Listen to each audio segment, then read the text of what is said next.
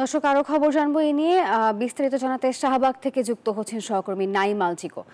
জিকো, আবারও শাহবাগ অবরোধ।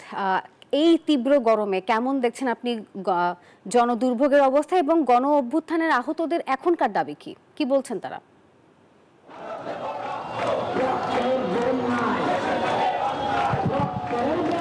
যেমনটাই জানেন যে শুধুমাত্র বিচার কাজ সম্পন্ন হওয়া পর্যন্ত নিষিদ্ধ নয়, আওয়ামী লীগকে বাংলাদেশের রাজনীতি থেকে সম্পূর্ণরূপে নিষিদ্ধের দাবিতে কিন্তু জুলাইয়ে আহত যারা রয়েছেন তারা শাহবাগ অবরুদ্ধ করে কিন্তু আন্দোলন তাদের চালিয়ে যাচ্ছেন। সকাল থেকেই তাদের এখানে অবস্থান আমরা লক্ষ্য করেছি এবং তাদের সাথে কথা বলে যতটুকু তারা আমাদেরকে জানিয়েছেন যে এর আগে যখন আওয়ামী লীগকে নিষিদ্ধের দাবিতে ডাক দেওয়া হয় সেই 3 দিন ধরে কিন্তু তারা এখানে অবস্থান করছেন। তবে গতকাল অন্তর্বর্তীকালীন সরকারের পক্ষ থেকে আওয়ামী লীগকে নিষিদ্ধের যে ঘোষণাটি দেওয়া হয়েছে সেটিতে তারা সন্তুষ্ট নন বলে কিন্তু তারা জানিয়েছেন, যার কারণেই তারা এখন পর্যন্ত এখানে উপস্থিত রয়েছেন। তারা যেটি বলছেন যে কোনো রাজনৈতিক দলমত নির্বিশেষে কিন্তু তারা এখানে অবস্থান করছেন, তারা কোনো রাজনৈতিক প্ল্যাটফর্ম নয়, যার কারণে তাদের দাবি যতক্ষণ পর্যন্ত মেনে না নেওয়া হবে ততক্ষণ পর্যন্ত তারা এখানে অবস্থান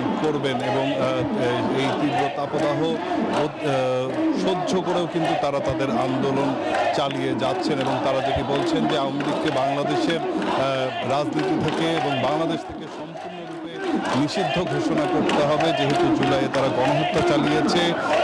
বাংলাদেশের 17 বছরের যেই শোষণের রাজনীতি তারা করেছে সেই তার বিনিময়ে কিন্তু তারা এ দাবি করেছেন। পাশাপাশি এই জুলাইয়ে যে সমস্ত মানুষেরা অর্থাৎ তারা সহ তাদের আরও যারা আহত হয়েছেন সেই আহতদের কিন্তু সুচিকিৎসার ব্যবস্থা করতে হবে এবং পাশাপাশি তাদের স্বাস্থ্যগত খোঁজ খবরও নেওয়ার একটি দাবি জানিয়েছেন। এবং বান্ডেল থাকলে প্রতি সেনমানিতে টাকা বাঁচবে। বিকাশ সেনমানি বান্ডেল কিনে জিতুন প্রতি লেনদেনে।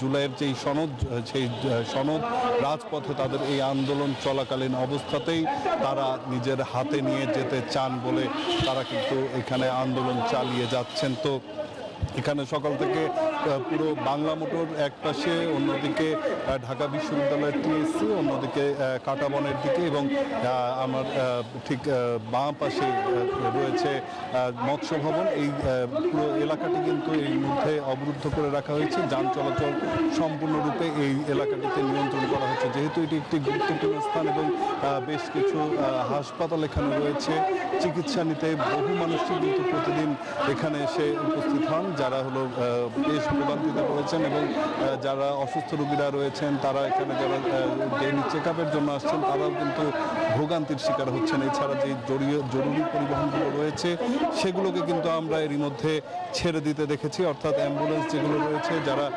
দ্রুতই চিকিৎসার জন্য ঢাকা বিশ্ববিদ্যালয়ের দিকে যাচ্ছে সেগুলোকে কিন্তু এখান থেকে ছেড়ে দেওয়া হচ্ছে। তবে সর্বসাধারণের জন্য যে যানবাহনগুলো রয়েছে সেগুলো কিন্তু এখানে যারা আন্দোলনরত রয়েছেন তারা হলো নিয়ন্ত্রণ করছেন এবং যাতায়াত করতে দেওয়া হচ্ছে না। তো সামগ্রিকভাবে যদি বলি তারা তাদের আন্দোলন যতক্ষণ পর্যন্ত তাদের দাবিগুলো সম্পূর্ণরূপে মেনে না নেওয়া হবে ততক্ষণ পর্যন্ত কিন্তু তারা তাদের আন্দোলন চালিয়ে যাওয়ার দাবিটি কিন্তু আমাদের কাছে উপস্থাপন করেছেন। তো এই ছিল এখন পর্যন্ত আমার কাছে এখানকার সবশেষ তথ্য। নাফিসা জিকো, ধন্যবাদ আপনাকে।